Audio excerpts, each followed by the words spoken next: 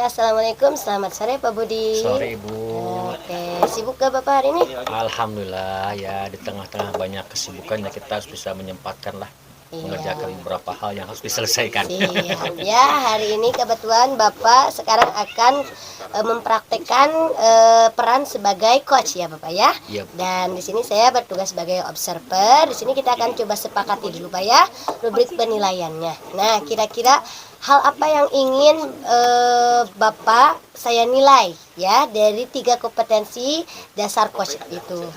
Ya intinya ketiga-tiganya sih Bu ya. Ketiga-tiganya mulai dari mendengarkan penuh, pertanyaan berbobot, juga mendengarkan dengan aktif ya. Tapi saya ingin di dalam praktek kali ini saya ingin lebih fokus kepada pertanyaan berbobot dan juga present, kehadiran penuh. Mungkin itu Bu. Oke, Bapak boleh coba sebutkan menurut Bapak indikator kehadiran penuh itu contohnya seperti apa mungkin? Bisa mendengarkan dengan seksama mungkin ya. Mendengarkan Dengan seksama, fokus kepada apa yang disampaikan oleh coach. Mungkin itu. Oke, mendengarkan dengan seksama ya. Baik, Bapak semoga lancar ya. Oke, Siap. selamat bertugas. Mangga. Assalamualaikum. Salam. Apa kabar Bu Haji? Sehat Bu Haji? Alhamdulillah Pak Haji sehat, kondisi badan. Gimana Ibu? Kemarin katanya nge-WA ke saya ada beberapa hal yang ingin disampaikan pada hari ini katanya. Iya Bapak, betul. Ada yang ingin saya ceritakan. Mudah-mudahan dari pembicaraan saya dengan Bapak, saya mendapatkan solusi dari permasalahan saya, Pak. Oke, jadi memang hari ini mungkin kita akan membicarakan permasalahan terkait dengan apa yang Ibu ungkapkan. Kira-kira permasalahannya seperti apa tuh? Begini Pak, saya itu sering kehilangan fokus Pak ketika mengajar atau melakukan tugas-tugas yang lain kaitannya dengan pekerjaan saya yang lumayan ya Pak. Saya di rumah kan sebagai ibu rumah tangga, tentunya ibu rumah tangga itu pekerjaannya tidak habis-habis dari bangun tidur sampai mau tidur lagi ya Pak. Betul. Kemudian ditambah lagi qadarullah saya di rumah mengurus ibu yang sedang sakit ya. Iya. Ibu saya kebetulan stroke, jadi memang apa-apanya perlu saya persiapkan terlebih dahulu. Seperti itu sudah 2 tahun ini. Kemudian ditambah kalau di sekolah Pak, kebetulan saya ini menjabat sebagai staf kurikulum, selain juga sebagai pengajar tentunya ya Pak. Kemudian ada lagi tugas tambahan saya, kebetulan saya dipercaya selama 9 tahun ini di koperasi Pak. Saya sebagai pengurus inti di koperasi yang pekerjaannya itu rasanya tidak ada habisnya, sama dengan kurikulum ya Pak.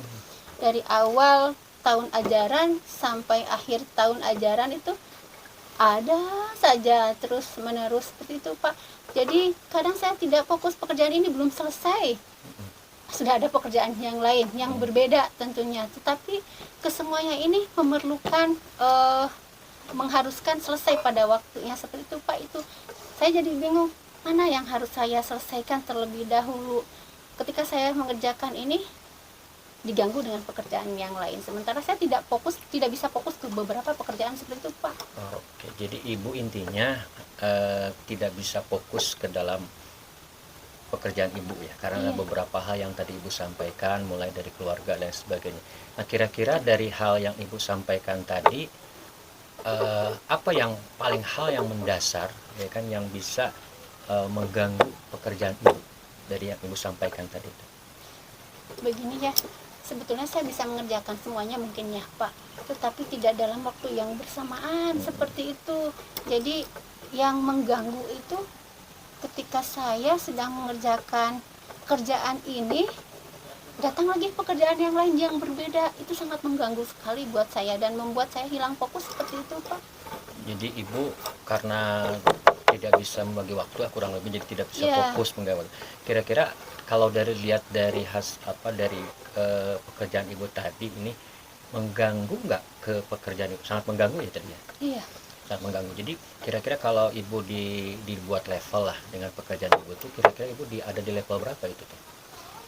Maksudnya level untuk ketergangguannya itu Iya, atau kesibukan saya? ketergangguan ibu terhadap pekerjaan itu menurut ibu ada di versi mana atau level mana, mungkin itu ada. Mungkin saya ada di level 9 ya. Mm-mm.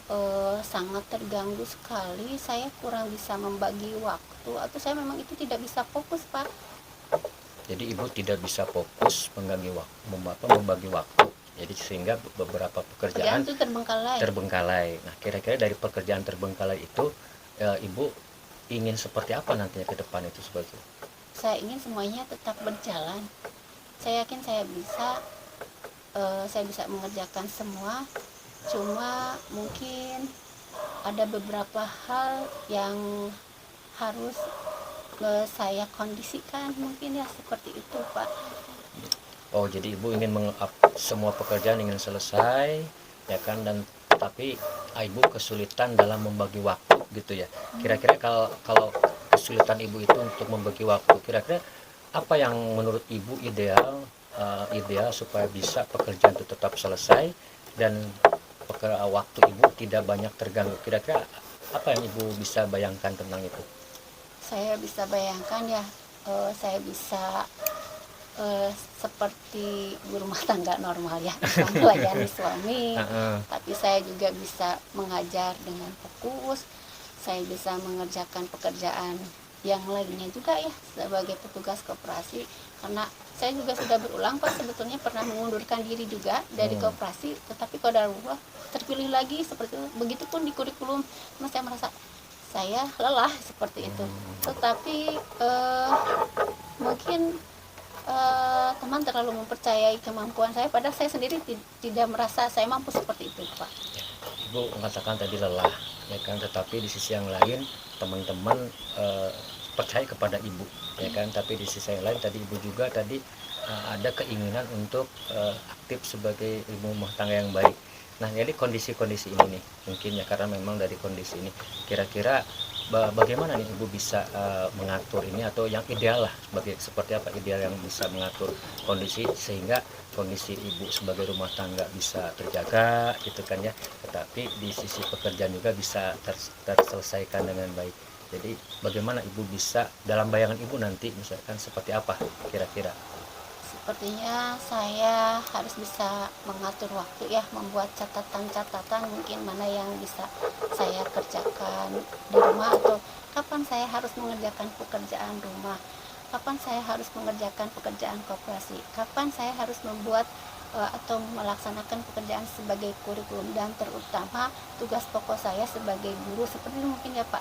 Saya buat note catatan-catatan seperti itu, atau mungkin saya meminta teman-teman saya, atau kalau di rumah saya minta suami saya untuk membantu mungkin pekerjaan saya di rumah, berkolaborasi dengan suami mungkin kalau di rumah ya. Mungkin kalau di sekolah mungkin saya mungkin ya ini mungkin berkolaborasi dengan pengurus koperasi yang lain seperti itu. Dan kalau di kurikulum mungkin kebetulan nih Pak, di kurikulum saya mendapatkan staf baru. Kalau dulu-dulu saya sendiri Pak, kewalahan melakukan semuanya, dari mulai membuat dokumen satu seperti itu, penilaian seperti PTS, PAS, sekarang juga mendekati ANBK, semua saya lakukan sendiri meskipun ada wakakur seperti itu. Mungkin saya bisa bekerja bersama dengan staf yang baru mungkin Pak, seperti itu. Baik, tadi ibu mengatakan ingin membuat sebuah catatan atau list pekerjaan lah kurang lebih, dan juga tadi ada staf baru ya, mungkin dari catatan dan staf baru itu mungkin ibu bisa apa yang akan dikuatkan tentang list catatan dan pekerjaannya staf yang baru tadi Bu ya, itu bagaimana nanti lebih menguatkan supaya pekerjaan ibu tetap berjalan ya kan, juga tadi di rumah juga tetap berjalan. Itu kira-kira seperti apa notes yang akan dibuat oleh ibu itu? Mungkin nanti kalau misalnya di sekolah ya dengan staf yang baru, mungkin saya akan membagi tugas ya Pak, mana yang bagian saya, mana yang bagian teman saya, seperti itu, biar tidak semuanya berada di saya seperti itu, tidak semuanya tertampung di saya, terbagi gitu. Jadi mungkin beban saya sedikit ringan kalau seperti itu. ada pembagian tugas ya, Ya, pembagian ya, tugas. mohon. Nah, kira-kira Ya. untuk dari pembagian tugas ini secara realnya mau seperti apa yang paling bagus nih kira-kira menurut Ibu ya, supaya tetap ini terjaga gitu kan, tidak terganggu lagi. Jadi mau catatan pembagian tugasnya seperti apa yang akan Ibu lakukan itu? Saya akan coba ke Waka Kurikulum mungkin ya. Mhm. Saya akan minta kurikulum yang membaginya seperti itu mungkin ya. Oh, Saya bagian mengerjakan yang mana, kemudian yang satunya lagi mengerjakan bagian yang mana. jadi intinya ada pembagian tugas Bu ya. Ya, seperti itu. Pembagian tugas, jadi nanti mudah-mudahan harapan Ibu dengan pembagian tugas ini ke depannya tugas Ibu nanti seperti apa nanti? Nanti sedikit berkurang mungkin beban saya ya Pak. Jadi tidak terlalu berat tapi saya bisa mengerjakan yang lainnya juga. Tapi saya juga mungkin tidak akan langsung melepas staf saya mungkin karena baru juga staf tersebut baru di kurikulum. Saya tetap bekerja sama dengan beliau untuk tugas-tugas yang harus beliau kerjakan seperti itu. Baik. Jadi dalam hal ini Ibu akan bekerja sama dengan kurikulum ya. Ya, jadi orang yang terdekat hal ini ke depan dalam beberapa waktu ini Ibu akan dengan kurikulum untuk membicarakan hal ini ya. Gitu, ya. Iya, betul Pak. Baik Ibu, terima kasih. Jadi kira-kira hasil pembicaraan kita apa yang Ibu dapatkan hari ini? Dari hasil pembicaraan kita kali ini alhamdulillah ya Pak, saya mendapatkan gambaran apa yang harus saya lakukan ke depan. Dari mulai tadi ya saya akan membuat catatan-catatan apa yang akan saya lakukan di rumah, apa yang akan saya lakukan di sekolah, pekerjaan kurikulum akan saya lakukan kapan, pekerjaan koperasi akan saya lakukan kapan, dan tadi saya akan bekerja sama dengan siapa di rumah dan saya akan bekerja sama dengan siapa di sekolah. Itu mungkin sudah terbayang di pikiran saya dari percakapan kita kali ini Pak. Terima kasih. Jadi kalau itu dilakukan, kira-kira Ibu nyaman nggak nanti? Pasti nyaman nggak? Bagaimana? Insya Allah ya Pak, saya bekerja sama dengan siapapun nyaman seperti itu Pak. Baik, terima kasih Ibu. Semoga apa yang kita bicarakan hari ini bisa tetap membuat semangat Ibu ya.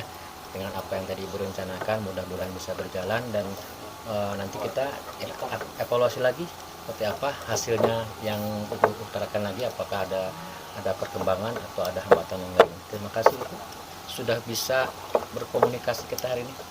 Sama-sama Bapak, saya yang berterima kasih. Oh, iya, Bapak betul. sudah memberikan pencerahan kepada saya apa yang Baik. harus saya lakukan ke depan. Oke, terima kasih Ibu. Terima kasih Bapak. Nah, Assalamualaikum warahmatullahi. Oke, bagaimana Pak Budi selesai proses coaching? Alhamdulillah, selesai sih. Iya, saya juga tadi menyimak dan cukup terbawa suasana sebenarnya ya ketika coachingnya bercerita begitu ya. Nah, sebelum saya menyampaikan evaluasi saya, bagaimana kalau saya meminta Bapak untuk menilai diri Bapak ya. Menurut Bapak proses coaching tadi seperti apa performa Bapak? Baikkah atau lainnya? Ya, kalau dianggap baik mungkin bisa, dianggap belum juga mungkin bisa, karena memang tetap kita belajar ya, dan belajar untuk bagaimana kita bisa mendengarkan dengan penuh ya. Seperti di awal tadi saya ingin kompetensi yang ingin saya kembangkan ada mendengar penuh. Ya, jadi saya mencoba untuk present hadir di dalam apa yang disampaikan oleh coach. Jadi mungkin saya tadi berusaha untuk bisa mendengarkan dengan penuh mungkin, dan juga berusaha untuk membuat mencari kata kunci yang untuk dikuatkan mencoba menjadi pertanyaan yang berbobot mungkin itu. Iya ya. Nah, sekarang Bapak izinkan saya ya untuk menyampaikan Ya. hasil observasi Mulai. saya selama Bapak melakukan proses coaching tadi. Sepertinya ya pendapat kita sama Pak ya, karena di awal tadi kita fokus pada 3 kompetensi coaching ini ya. Yang pertama kehadiran penuh. Saya lihat Bapak sudah mampu mencapai kompetensi tersebut ya dengan indikasi ya Bapak begitu fokus ya menyimak Koci saat bercerita. Nah, dengan kehadiran penuh tersebut akhirnya Bapak mampu menghasilkan pertanyaan berbobot ya Pak. Kalau kita tidak fokus sudah pasti tidak akan bisa menghasilkan pertanyaan yang berbobot.